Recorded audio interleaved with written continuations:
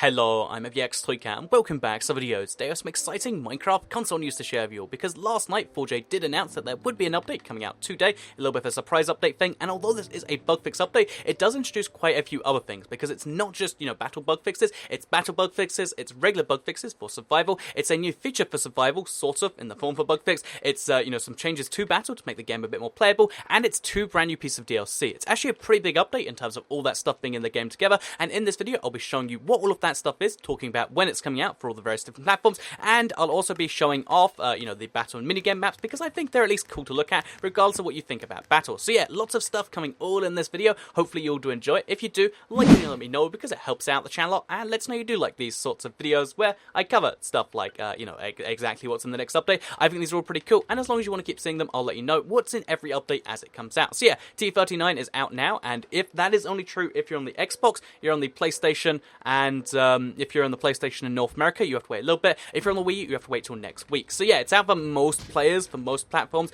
but unfortunately, Wii U is getting a little bit left behind again. And yeah, with that said, let's start by showing you around everything in this map pack. So let's start with this first map. This is Atlantis right here. So Atlantis, like you can see, is a map which is in the Greek mythology mashup pack. We predicted this map would be out already because they accidentally showed us it like well before the game actually came out. And yeah, as you can see, it's Atlantis from the Greek mythology mashup pack. There's not too much more to say than that. It is actually pretty well done in the form that like you can see most of the map from up here, but there's a lot of inside. So it's a very, I guess it's a hard map to see each other from. If you hate bow combat where you have to hit people from afar, this map is pretty good at avoiding that. So yeah, I guess this is a close quarters combat map if such a thing exists in Minecraft, and it is pretty cool in the form that again I like the way this actually looks a lot better than the Medusa map. Pretty cool for a Greek mythology mashup pack, but I'm still not a big I'm still not sold on that whole thing. Oh, an interesting little fact about this map pack actually is that every single map is actually part of a map pack. So yeah, basically let's fight to the death so we can get to the next map already, shall we? Basically, yeah, every map in this map pack is has a separate texture pack installed, which is really interesting, because that was a big complaint people had, like, oh, the fancy map really sucks, and so does the Greek mythology one. But this one has a Greek map, it has a fancy map, and it has a city texture pack map, which is a really bizarre way to respond to that. So yeah, as well as these new maps, which I'll be showing you around as we go along, there is also a brand new skin pack. So the skin pack looks something like this. It's the Redstone Specialist one, and it's found I don't know, the skin pack menu's been really buggy for me, so like I just scroll down and then it suddenly appears at the top. So let's do that right now. So just scroll down all the way to the bottom, everything glitches, and then there we go, it's right there. So this is the Redstone Specialist skin pack. It's available for some fee. I know most of you aren't excited. I'm not excited in any particular way, but as you can see, oh yeah, you can be a duster if you want to. Have you ever wanted to be a duster in Minecraft? Well, for the small price of, I think it's $169, you can do that. So yeah, there's a bunch of skins here. You can purchase them. I don't have any strong recommendation unless you really like a skin. Like, I guess there are some cool stuff here. And if you want to be any of those skins, you can download that. I think it's actually a pretty cool thing if you don't intend to pay for it, because there is some new skins for free, because every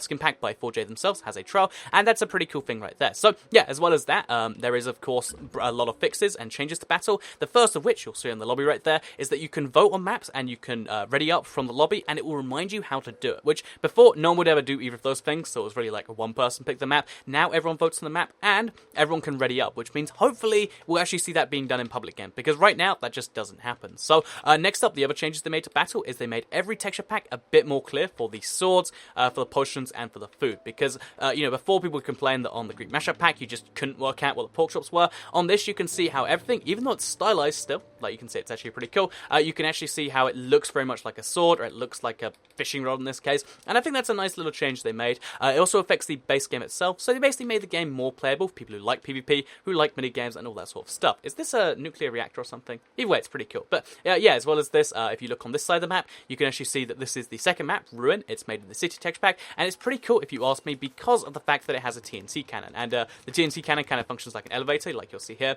You have to, it's a really weird part of the map, and it's used to like go to a particular part. I think it's pretty cool that you can use this if you do your stuff just right, and I assume there's like a limit. There we go. Made our way just up there. Pretty cool if you ask me that there is a TNT cannon as part of the battle map. And yeah, this is the second battle map. It's called, Ruin, and it's set in a ruin, and it's, it's like an abandoned shopping mall almost. I don't know if that's what they're going for or what, because for the most part, like, the map has been glitching in some texture packs, but that is something they've done right there. The other battle changes they made is they made it so that you can actually hit people through vines and tall grass. You can fire arrows through vines and tall grass. They patched a whole bunch of maps to remove exploits to get out of them, because if you're doing that in public, that sucks. bugs. They made it so when it goes down to showdown, if you're crouching, it doesn't, like hide you from the thing. Yeah, that's kind of that right there. So as well as that, they made changes to survival, so they're going to be on screen right now. They fixed an issue for causing some blazers not to perform their attacks after becoming aggressive towards the player. Basically, they made blazers not broken anymore.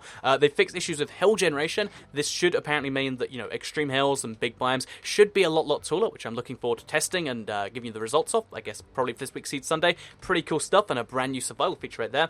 They fixed the duplication bug. They made it so renamed items can be traded with a villager, which is nice, I guess. They made it so that redundant options for creating white wool would be removed, because it just uses one white wool, which was really bizarre. They made it so that a pig struck by lightning will turn into a zombie pigman without a golden sword. So you can tell the difference between a zombie pigman which was struck by lightning and one which wasn't. Strange difference, but I like that.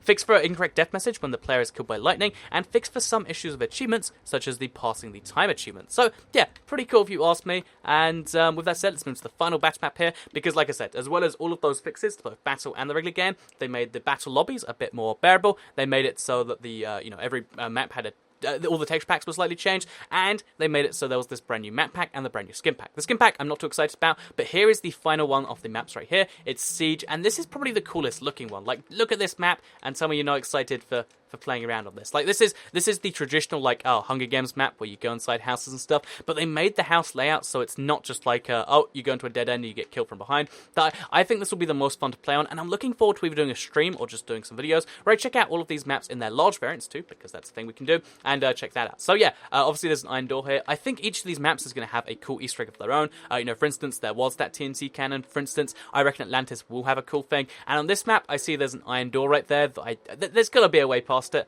and I imagine this is covering up what that way is. So exactly how we're going to be doing that is yet to be seen. Like I said, this is one of those maps that I think is really cool because it is so... it's both got, like, closed areas, but it's also open. Look at this half. You can see anyone over there from any point, which I think this is going to make an interesting dynamic for a map. I think it might increase the whole kind of skill element, or at the very least, it's just something cool to look at while you kill people with your bows and your swords and all that sort of stuff. So, I hope you did all enjoy this video. I will, of course, be, streaming both tonight on Minecraft Story Mode Episode 5, but I might do a stream on these new maps if you'd like to see it. So, check that out in maybe, like, 2 hours. I'll let you know in, like, the description or whatever, because I'll probably change my mind between making a video on that whole thing. Besides that, subscribe, like if you liked it, share if you really liked it, and subscribe if you're new around here. I make videos like this one every single day on my channel, and if you subscribe, you'll see them daily on your homepage. Thank you all very much for watching this video. I'm glad 4J have addressed a lot of the concerns community people like myself have raised. Again, because I think making the texture packs more visible, like stuff like the showdown crouch, I'm glad they're fixing the game both in terms of battle mode and in terms of the full game, because this is a bug fix for regular survival Minecraft 2, which is pretty cool. TU40, or the next big update, still in development. Let me just clarify, they didn't spend the last 3 weeks working on the single bug fix. That update is still taking the most of their time, and obviously we'll have to see what does come from that eventually. Oh, also a fun fact about this map, it has like multi-layers, like there's a secret sword down here. I don't know, it's an interesting map, and I'm looking forward to checking it out later. But for now, that's all I have to show you. Looking forward to streaming this later on, and I'll see you all in the next video. Bye!